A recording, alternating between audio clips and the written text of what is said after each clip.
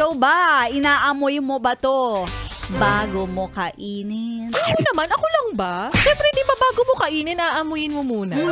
Kasi ako, very particular ako. Kasi iba yung satisfaction na nakukuha ko kapag inamoy ko palang busog na ako.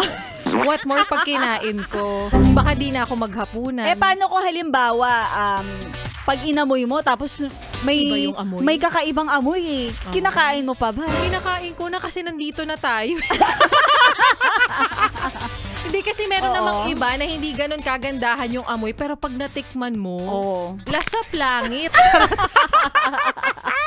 Kasi ako, minsan ayoko nang amoyin. Bakit? Kasi kapag may naamoy na ako at hindi ko nagustuhan, mawalan ako ng gana.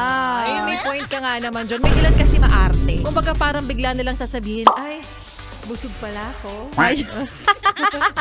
Tamang mga dahilan. Tsaka yung mga taong hindi na nila inaamoy, diretso sunggab na, mga gutom na sila. Oo, gusto na makakain eh. Kasi minsan mo lang, correct, lalo na kapag ito, yung tipong minsan mo lang naman makain. Minsan mo lang naman matikman. Ay nako, kaya sa mga yes friend natin na nakikinig, ano ba pinag-uusapan ni Laika Barista at ni Maria Morena? O ano nga ba to? Yung inaamoy nyo bago kainin? Di syempre, pagkain.